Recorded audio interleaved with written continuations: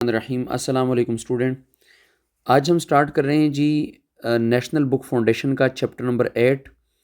और chapter number 8 में हमारे पास टॉपिक है heat and thermodynamics. Heat and thermodynamics. उस हीट एंड थर्मोडायनेमिक का टॉपिक नंबर 1 जो है वो हमारे पास थर्मल इक्विलिब्रियम है। ठीक है, चैप्टर हमारे पास 8 National Book Foundation heat and thermodynamics, और उसका पहला टॉपिक है जी thermal equilibrium. Student, thermal equilibrium को डिफाइन करूंगा कि two systems,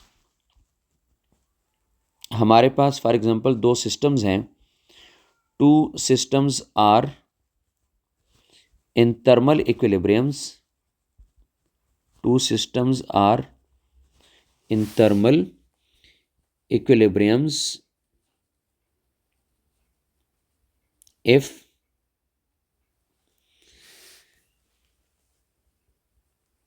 if they are at the same temperature.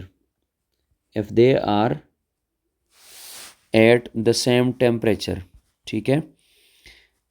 दो सिस्टम है, वो आपके पास थर्मल इक्विलिब्रियम में उस वक्त हो सकते हैं कि जब उनका टेम्परेचर आपके पास जो है वो सेम रहे, या टेम्परेचर अगर सेम ना हो तो किसी टाइम के बाद उनका टेम्परेचर आपस में सेम हो जाए, तो इसको हम कहते हैं थर्मल इक्विलिब्रियम। स्टूडेंट, मैं एक डायग्राम यहाँ डिस्प्ले करूँगा थर्मल इक्विलिब्रियम को समझने के लिए, तो उसको हम आगे डिटेल से देखेंगे।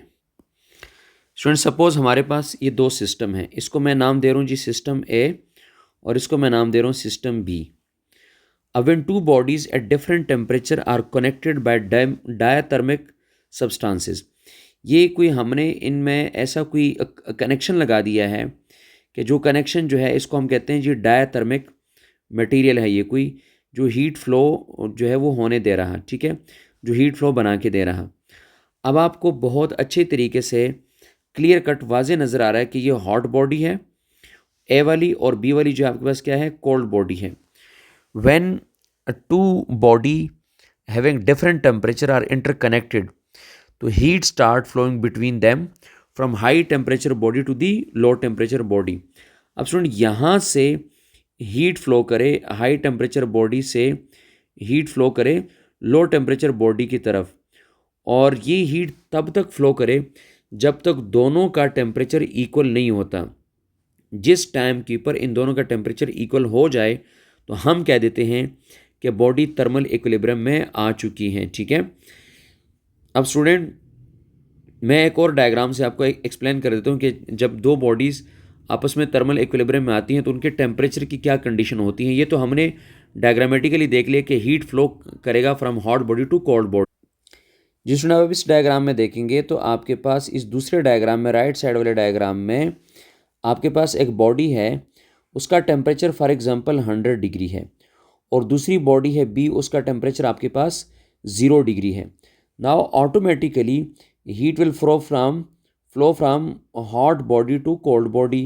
100 डिग्री वाले बॉडी से हीट फ्लो करें 0 डिग्री वाले साइड के ऊपर, और ये तब तक फ्लो करेगा कि जब तक दोनों का टेम्परेचर आपके पास इक्वल नहीं होता, दैट वी कॉल्ड 50 डिग्री, और इसका भी 50 डिग्री हो जाएगा, इसका भी 50 डिग्री टेम्परेचर हो जाएगा।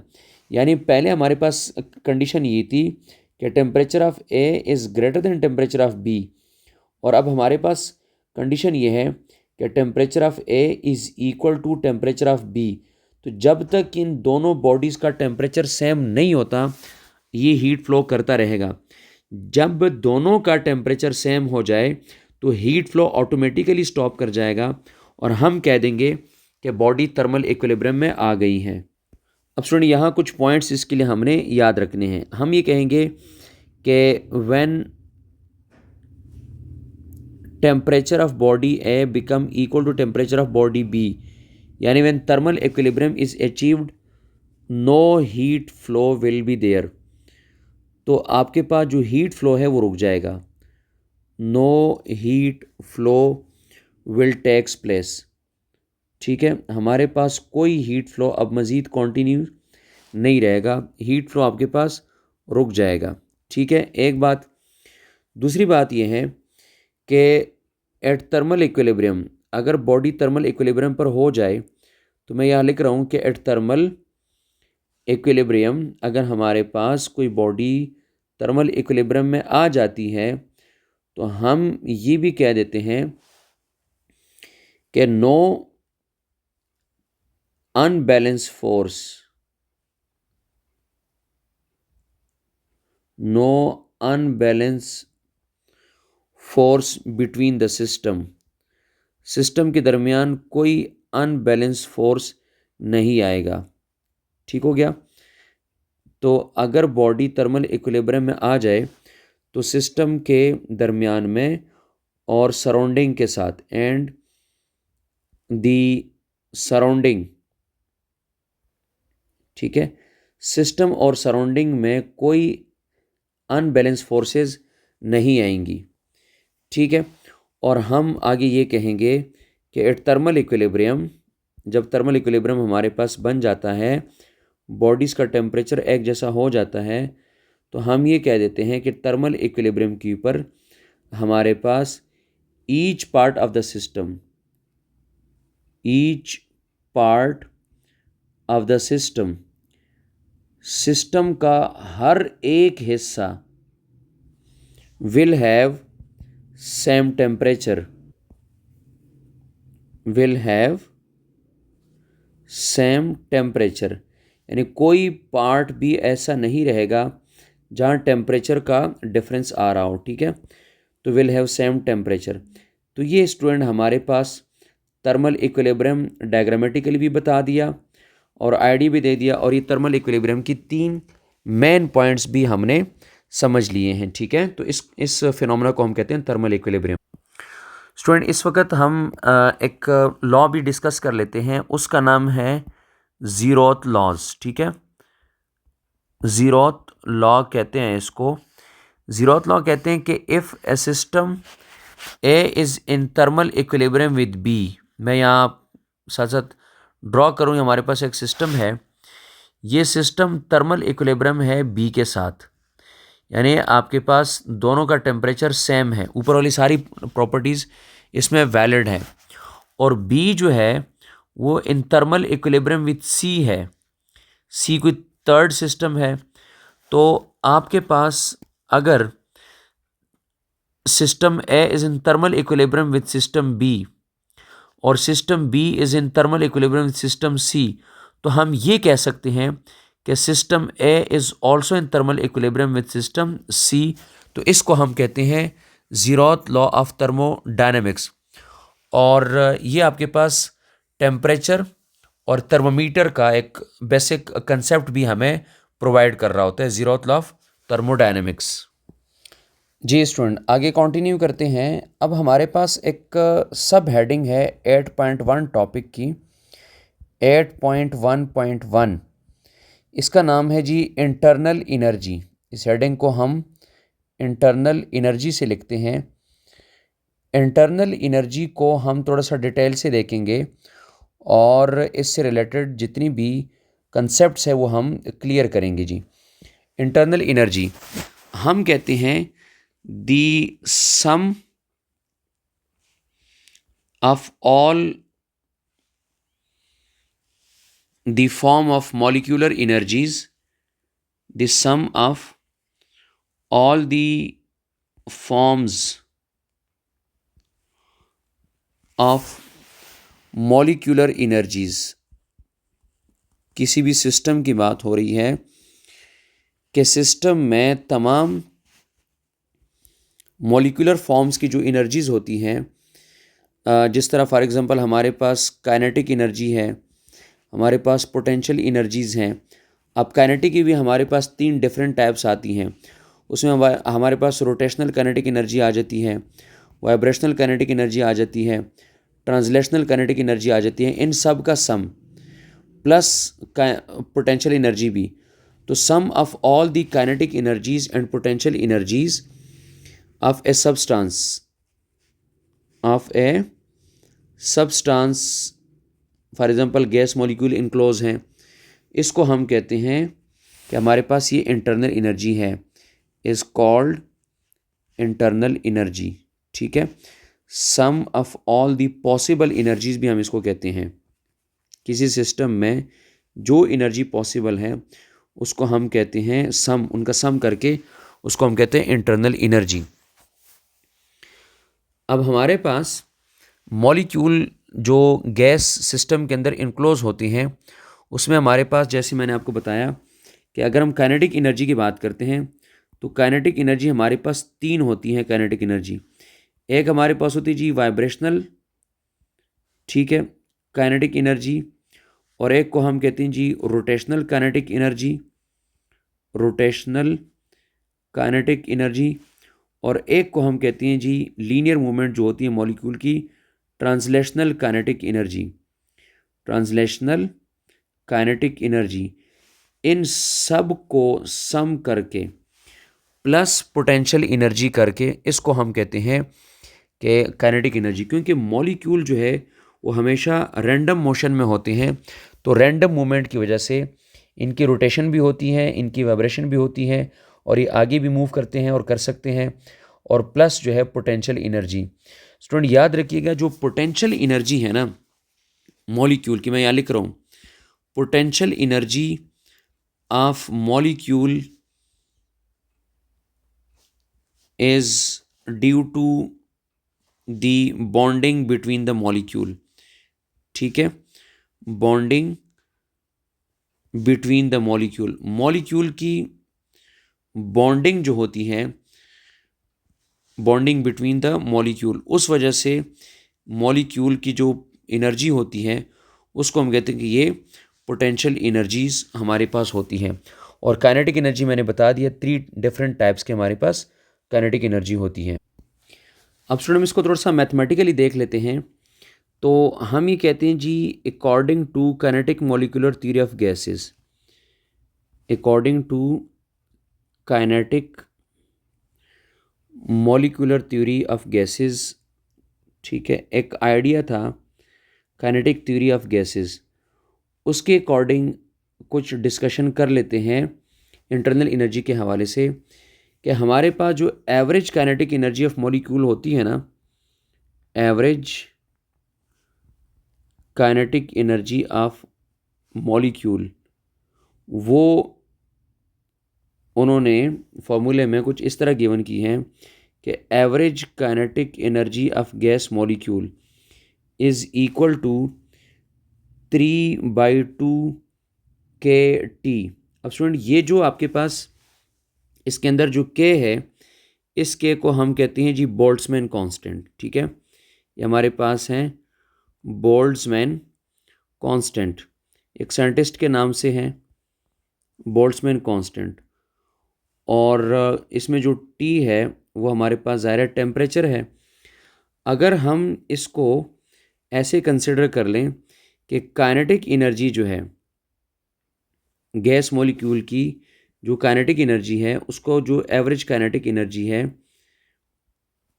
उसमें 3k/2, इसको मैं यहाँ सेपरेट लिख दूँ और T को ऐसे लिख दूँ, तो मैं ये कह सकता हूँ कि average kinetic energy is equal to some constants, ठीक है, सम कांस्टेंट, ये कांस्टेंट आ जाएगा, और टेम्परेचर। तो ये हमारे पास अब ये लिखा जाएगा कि kinetic energy of gas molecule is directly proportional to temperature. सुनिए बहुत इंपॉर्टेंट एक रिलेशन निकला कि गैस मॉलिक्यूल की या सिस्टम की या किसी भी सब्सटेंस की काइनेटिक एवरेज काइनेटिक एनर्जी जो है वो हमारे पास इक्वल टू टेम्परेचर आ जाते हैं। अगर टेम्परेचर ज़्यादा है तो एवरेज काइनेटिक एनर्जी भी ज़्यादा होगी, और अगर टेम्परेचर कम है तो एवरेज काइनेटिक एनर्जी भी हमारे पास कम होती हैं, ठीक है। और स्टूडेंट इसमें जो हमारे पास ये बोल्ट्जमैन कांस्टेंट है, ये हमारे पास जनरल गैस कांस्टेंट R और एवोगैड्रो नंबर, इसके रेशो की इक्वल होता है, ठीक है।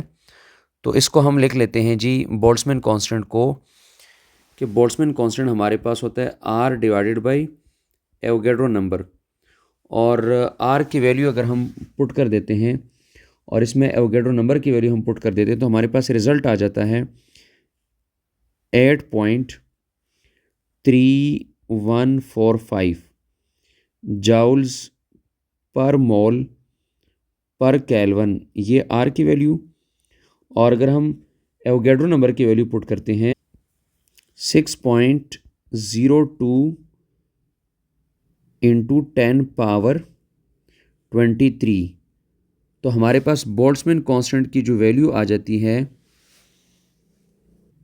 वो बन जाती है 1.380 इंटू 10⁻23 जाउल्स पर केल्विन।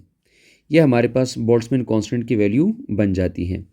तो इसमें स्टूडेंट एक चीज़ हम यहाँ कह सकते हैं कि ये जो टेम्परेचर के साथ इसका रिलेशन निकला, तो हम ये कह सकते हैं कि एवरेज काइनेटिक एनर्जी के केस में कि टेम्परेचर एक इंडिकेटर है। टेम्परेचर जो काइनेटिक एनर्जी के साथ डायरेक्टली रिलेशन है, temperature is indicator,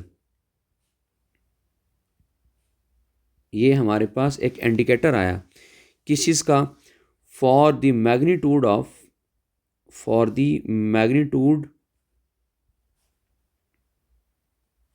of internal energy. Temperature internal energy के मैग्नीट्यूड का एक इंडिकेटर निकला, क्योंकि टेम्परेचर जब मुझे काइनेटिक एनर्जी बता रहा ना, तो काइनेटिक एनर्जी तो इंटरनल एनर्जी है। तो अगर मुझे टेम्परेचर पता चल जाता है किसी भी सिस्टम का, तो मैं ये कह सकता हूँ कि सिस्टम की इंटरनल या टोटल काइनेटिक एनर्जी इस वक्त क्या होगी। अब स्टूडेंट, हम किसी सिस्टम की इंटरनल एनर्जी को इंक्रीज कर सकते हैं कैसे? तो मैं यहाँ लिख रहा हूँ कि internal energy of a system, internal energy of a system can be increased by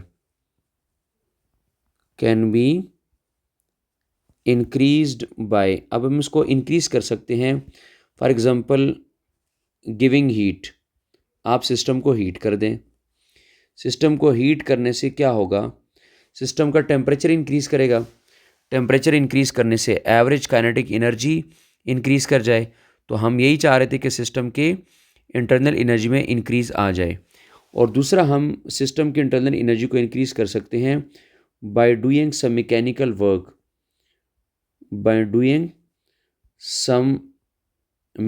work, हम कोई सिस्टम के ऊपर कोई मैकेनिकल वर्क कर दें, ठीक है। तो मैकेनिकल वर्क करने से हमारे पास सिस्टम की इंटरनल एनर्जी इंक्रीज़ हो जाती है।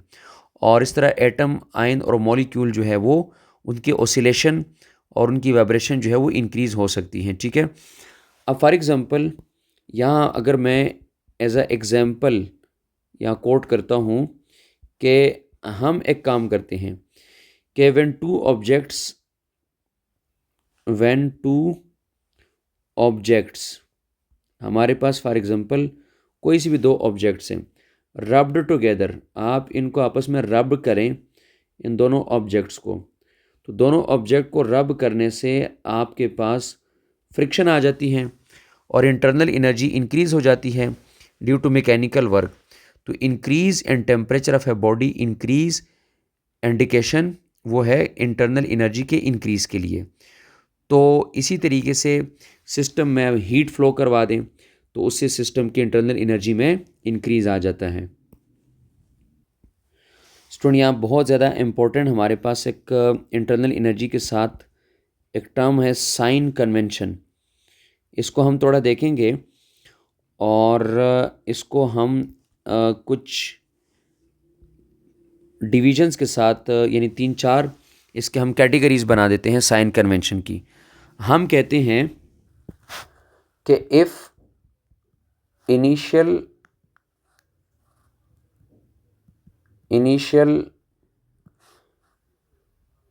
Internal energy of A system is, system की इनिशियल इंटरनल एनर्जी जो है वो हमारे पास U1 है और उसका जो टेम्परेचर है शुरू में वो हमारे पास T1 है। टेम्परेचर इज़ T1, ठीक है। And final internal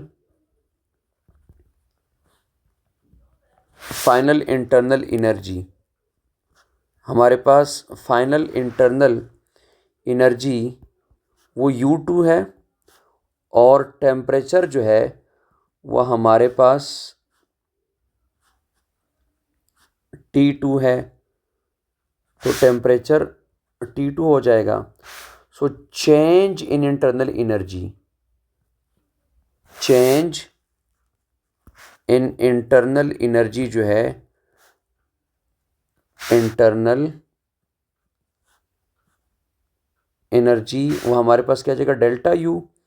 that delta U will be equal to final minus initial. ये स्टूडेंट हमारे पास change in internal energy system का आ जाएगा। अब इसके लिए हम कुछ साइन कन्वेंशन को यूज़ कर रहे हैं, ठीक है। अब मैं ये कहता हूँ कि अगर मैं स्टार्ट पे लिखता हूँ जी, फॉर एग्जांपल .1, मैं इसको ए लिख देता हूँ, .1 लिख देता हूँ। If temperature of system increase, temperature of system increase, ठीक है, सिस्टम का टेम्परेचर इंक्रीज करे तो ऑटोमेटिकली आपके पास सिस्टम के टेम्परेचर इंक्रीज करने से internal energy will increase, it's internal energy will automatically increase. यानी हमारे पास सिचुएशन कुछ इस तरह हो जाती है कि फाइनल जो एनर्जी है वो ग्रेटर देन इनिशियल एनर्जी हो जाएगी। अगर ये सिचुएशन बने तो हम स्टूडेंट ये कहेंगे कि चेंज इन इंटरनल एनर्जी जो है डेल्टा वी जो है, इसको हम कहते हैं कि डेल्टा वी इज़ पॉजिटिव, ठीक है। ये एक हमारे पास साइन कन्वेंशन आ जाएगा कि change in internal energy will be positive, ठीक है। ये एक बात हो गई है। दूसरी बात स्टूडेंट ये है कि अगर इफ़ टेम्परेचर, ये साइन कन्वेंशन है, if temperature of system decreases, अगर सिस्टम का टेम्परेचर डिक्रीज कर जाए तो इट्स इंटरनल एनर्जी, सिस्टम की इंटरनल एनर्जी क्या करेगी, वो भी डिक्रीज कर जाएगी। तो सिस्टम के इंटरनल एनर्जी में डिक्रीज आ जाएगा। यानी हम ये कहेंगे कि हमारे पास U2 जो है, फाइनल जो टेम्परेचर में चेंज था, इंटरनल एनर्जी में चेंज आया, फाइनल वो लेस आया है, वो डिक्रीज़ हो गया है इनिशियल के मुकाबले में। तो फिर स्टूडेंट हम ये कहेंगे कि चेंज इन इंटरनल एनर्जी जो है वो हमारे पास क्या है, वो नेगेटिव है, ठीक है, दैट इज़ नेगेटिव, ठीक हो गया। और इसी तरीके से स्टूडेंट, अगर तीसरा बहुत इंपॉर्टेंट पॉइंट, अगर हम ये कहें कि हमारे पास सी सिचुएशन में ये कह रहा हूँ कि if temperature of system remain constant, temperature of system remains constant, कोई चेंज नहीं आया और थर्मोडायनेमिक प्रोसेस हो चुका है, जिसको हम आइसोथर्मल प्रोसेस कहते हैं, रिमेन्स कांस्टेंट, यानी फाइनल जो इंटरनल एनर्जी है U2 वो हमारे पास इक्वल है U1 के, कोई चेंज नहीं आया, देन हम ये कहेंगे कि हमारे पास जो चेंज इन इंटरनल एनर्जी है वो हमारे पास क्या हो जाएगा, delta U will be equal to zero. तो हमारे पास change in internal energy zero होगा। तो ये स्टूडेंट हमारे पास 3 साइन कन्वेंशंस हैं। जी स्टूडेंट, एक और छोटा सा कंसेप्ट इसी के साथ ही 8.1.2, उसको हम कहते हैं जी आइडियल गैस इक्वेशंस। ये एक छोटा सा कंसेप्ट है, इम्पोर्टेंट है, आइडियल गैस इक्वेशन। एक मैथमेटिकल फार्मूला है जिसको हम गैसेस के लिए डिस्कस करते हैं, लेकिन आइडियल गैस के लिए डिस्कस करेंगे, ठीक है। आइडियल गैस क्या होती हैं वो मैं आपको एक्सप्लेन करके बताऊंगा। पहले मैं एक रिलेशन लिख रहा हूँ कि आइडियल गैस इक्वेशन कौन सी होती है। स्टूडेंट, हमारे पास एक इक्वेशन है P V is equal to n R T. इस इक्वेशन को हम कहते हैं आइडियल गैस इक्वेशन कहते हैं, ठीक है। इसमें हमारे पास जो P है, P को हम कहते हैं जी प्रेशर। गैस मॉलिक्यूल का जो प्रेशर होता है या वो जो प्रेशर एक्सर्ट करते हैं वो। V हमारे पास वॉल्यूम है, उस गैस वॉल्यूम को V से रिप्रेजेंट करेंगे। N हमारे पास नंबर ऑफ मोल्स होते हैं जो उसमें मौजूद होंगे। और इसमें जो हमारे पास R है, इसको हम कहते हैं गैस कांस्टेंट या जनरल गैस कांस्टेंट कहते हैं इसको, गैस कांस्टेंट। इसकी वैल्यू भी हमने यूज़ भी की थी। मैं यहाँ दोबारा लिख देता हूँ कि इसकी वैल्यू हमारे पास होती है 8.314 जाउल्स पर मोल पर केल्विन, ठीक है, पर मोल पर केल्विन। और स्टूडेंट फाइनली T जो है हमारे पास टेम्परेचर होता है, ठीक है। और टेम्परेचर को अभी हमने देखा कि वो एवरेज काइनेटिक एनर्जी की इक्वल होता है। तो ये हमारे पास एक जनरल गैस इक्वेशन है।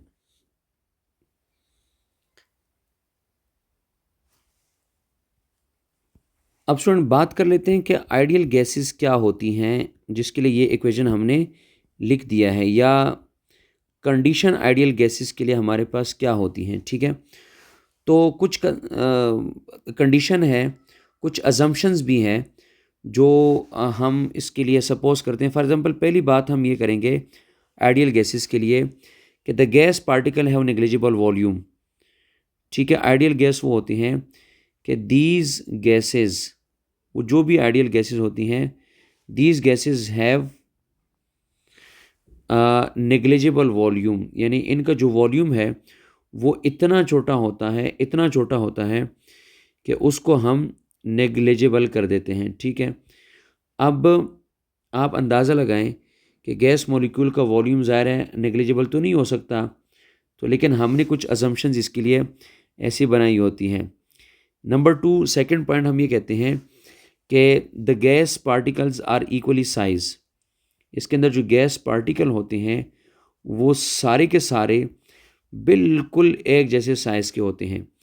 पार्टिकल हैव इक्वल साइजेस, ठीक है। तो ये हम इसमें एक और बात एज्यूम करते हैं। वैसे साइज़ इक्वल होते हैं लेकिन फिर भी कुछ ना कुछ किसी जगह के ऊपर वेरिएशन का चांस मतलब होता है। और these gas have no intermolecular forces. Ideal gas में no intermolecular forces are there. अब आप अंदाज़ा लगाएं कि हमने इंटरमोलिकुलर फोर्सेस भी हमने ख़त्म कर दिए। तो आइडियल गैसेस वो होते हैं जिसमें इंटरमोलिकुलर फोर्सेस नहीं होते। इंटरमोलिकुलर फोर्सेस का मतलब ये है कि कोई अट्रैक्शन और रिपल्शन नहीं है, यानी no attraction and repulsion. Gas molecule एक दूसरे को अट्रैक्ट और रिपेल नहीं करेंगे, ठीक है। तो ये भी एक सपोजिशन है। इस तरीके से हम ये कहते हैं कि दे हो परफेक्ट इलास्टिक कोलिजन, ठीक है। Collision is perfectly elastic. तो गैस मॉलिक्यूल जब आपस में टकराते हैं तो उसमें बाज़ दफ़ा चांस होता है कि कोलिजन एग्जैक्टली इलास्टिक कोलिजन बाज़ दफ़ा नहीं भी होती, लेकिन हम ये कह देते हैं कि collision is 100% perfectly elastic collision, ठीक है। तो हम कहते हैं ये आइडियल गैस की प्रॉपर्टी है कि जी collision is perfectly elastic collision between the gas molecule, ठीक है। और इसमें हमारे पास जो मूवमेंट होती है वो रैंडम मूवमेंट होती है, और motion of particle, movement of particle is random, random movement होती है। और उस रैंडम मूवमेंट में हम ये कहते हैं कि they may change their direction after every collision. तो ये कुछ प्रॉपर्टी हम आइडियल गैसेस के लिए कंसिडर करते हैं, और इन आइडियल गैसेस के लिए हमने ये इक्वेशन जो है वो यूज़ करना होता है, P V is equal to n R T. और आइडियल गैसेस वो गैसेस भी होती हैं जो ओबे करते हैं तमाम गैस लॉ को, ओबेज ऑल गैसेस लॉ, ठीक है, तमाम गैस लॉज को फॉलो करते हैं इन ऑल कंडीशन। कोई इसके अंदर हम कहते जी बाउंड्री लिमिटेशंस नहीं होती, तमाम गैस लॉ को तमाम कंडीशन पे फॉलो करती हैं, उनको हम कहते जी आइडियल गैसेस हैं। सो ये बहुत ज़्यादा स्पेसिफिक असम्पशंस हैं जो हम कंसिडर करते हैं आइडियल गैस के लिए। स्टूडेंट एक और छोटा सा कंसेप्ट इसके साथ डिस्कस करते हैं, फिर लेक्चर को वाइंड अप करते हैं। वो ये है कि application of ideal gas equation. अब ये जो आइडियल गैस इक्वेशन है P V is equal to n R T, ये इक्वेशन हम कैसे यूज़ करते हैं और कहाँ पे इसको हम यूज़ करेंगे, तो इसको ज़रा एक छोटे से कुछ 1 2 3 स्टेप में देखते हैं, फिर हम लेक्चर को वाइंड अप करते हैं। हम कहते हैं कि according to gas equation, according to ideal gas equation जो अभी हमने ऊपर लिखा है, उस आइडियल गैस इक्वेशन के अकॉर्डिंग हमारे पास मैथमेटिकली क्या है, P V is equal to n R T. ये हमारे पास एक जनरल गैस इक्वेशन है। और स्टूडेंट आर की वैल्यू मैंने ऊपर भी लिखी है, मैं दोबारा लिख देता हूँ, 8.314 जाउल्स पर मोल पर केल्विन। ये हमारे पास जनरल गैस इक्वेशन है। अब इसमें आप इसको फॉर एग्जांपल इक्वेशन 1 का नाम दे देते हैं। हम कहते हैं कि एज वी नो दैट कि जो हमारे पास एवोगैड्रो नंबर है ना, वो हमारे पास होते हैं, Avogadro number is equal to number of molecule divided by mole. तो इसमें से अगर हम इस स्मॉल एन को, नंबर ऑफ मोल्स को सेपरेट करना चाहें तो हम लिखते हैं n divided by N A. इसको हम इक्वेशन 2 कह देते हैं। ये वैल्यू जो है, इस वैल्यू को पुट इक्वेशन 2 इन इक्वेशन 1, इसको ऊपर इक्वेशन 1 में पुट कर देते हैं। So P V is equal to, अब स्मॉल n की जगह पर हम लिखेंगे जी n divided by N A, ये नंबर ऑफ मोल की जगह पे लिखा, और आर टी हमारे पास अपनी जगह पर इस तरह आ जाएगा, ठीक है।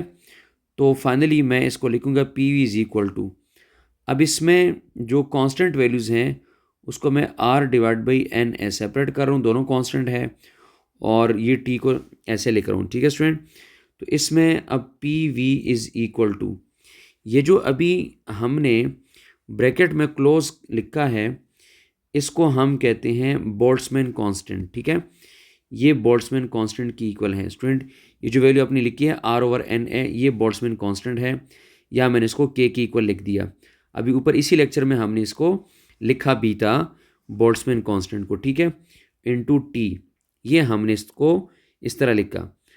और बोल्ट्जमैन कांस्टेंट जो है, इसके वैल्यू को अगर आप देखते हैं तो आप जनरल गैस कांस्टेंट और एवोगैड्रो नंबर की दो वैल्यूज़ को आपस में डिवाइड करते हैं, ऊपर डिस्कस भी किया है, ठीक है। ये जाउल्स पर मोल पर केल्विन,